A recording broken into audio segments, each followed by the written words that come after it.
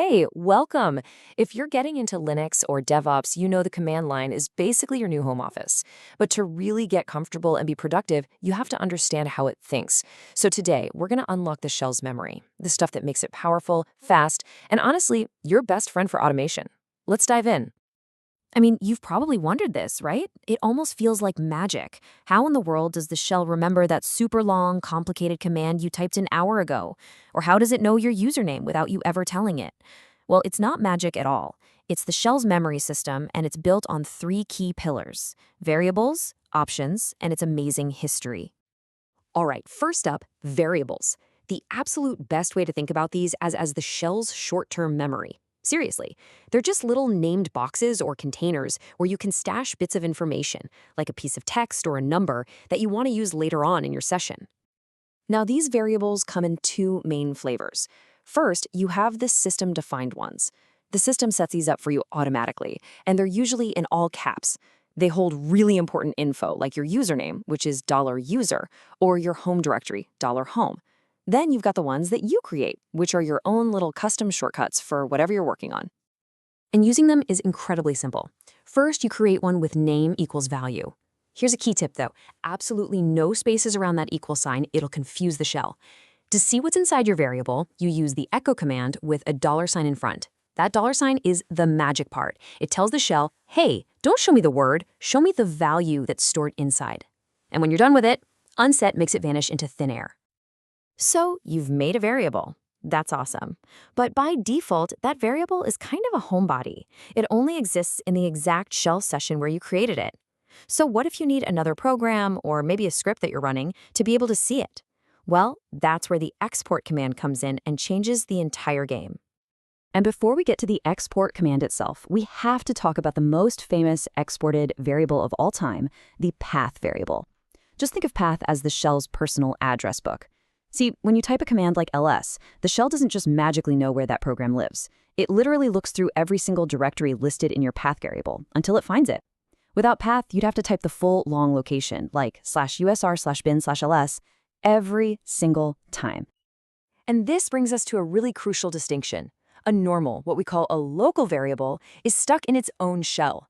But an environment variable, which is one that you've used export on, gets a passport. It's automatically copied to any child process you launch from that shell. That means other scripts and other shells can see its value. Let's just see this for ourselves. It makes it super clear. In step 1, we'll create one of each type, a local one called testvar and an exported one called testenv. Then, in step 2, we're going to launch a brand new temporary shell and ask it to print out both variables. And just look at that result. The local variable, it's gone. But testenv, the one we exported, it made the journey perfectly. That's inheritance in action. Okay, now that we've got the basics down, let's get into a couple of really powerful tricks. These solve some common frustrations and are absolutely essential for writing clean, dynamic scripts. We're talking about variable expansion and command substitution. Okay, here is a classic trap that gets everyone at first. You've got a variable called prefix, and you just want to stick the word man right after it.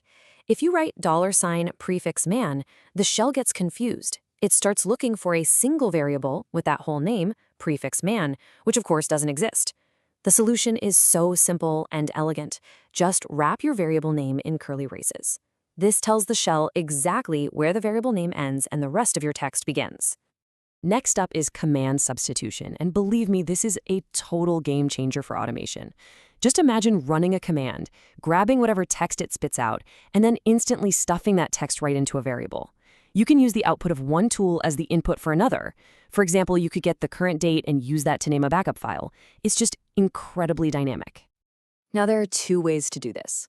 There's the old way that uses backticks. You should know what these look like because you're going to see them in older scripts. But the modern preferred method is the $sign with parentheses.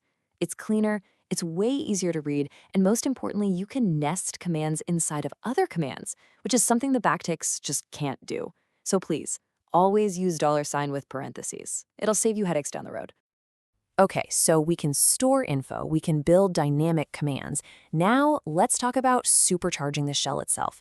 We're going to look at some settings that act like safety nets, making our scripts more reliable and way easier to debug when things, inevitably go wrong. Let me introduce you to your new best friend for writing scripts, set-u. You see, by default, if you misspell a variable name, the shell just pretends it's empty and keeps right on going. This can cause some really bizarre bugs that are hard to track down. But with set-u, that same little typo will cause your script to fail immediately with a crystal clear error message telling you exactly what's wrong. It's an incredible safety feature. And listen, this isn't just a friendly suggestion. This is a professional best practice. Putting set-u at the very top of your scripts is one of the single easiest things you can do to improve their quality and save yourself hours of debugging in the future. Just do it. The set command can do a lot more, too. The other superstar you need to know is set-x. When you turn this on, the shell will print every single command it runs right before it actually runs it. It's like having an X-ray into your script's execution, showing you exactly what's happening step by step. This is the #1 tool for debugging, hands down. All right, let's switch gears and talk about our final topic. This is a massive productivity tool that's already built right into your shell. Think of it as your own personal time machine for commands, saving you from ever having to retype something complex again. Let's talk about history. Your shell remembers everything you do. Just type history to see the whole list. But the real magic is in the shortcuts. Need to rerun the very last command you typed? Just do double bang. We call it bang bang and hit enter. Want to rerun command number 3 from that list? At 3. Or maybe rerun the last ls command you used. At ls. It's so fast you'll wonder how you lived without it. But the absolute superpower of your shell history is interactive search. You press Ctrl-R, and your prompt completely changes. Start typing any little part of a command you remember, and the shell will instantly find the most recent match for you. If it's not the one you want, just keep hitting Ctrl-R to cycle back through time to older matches. Seriously, this is a feature you will use dozens of times a day. It's that good.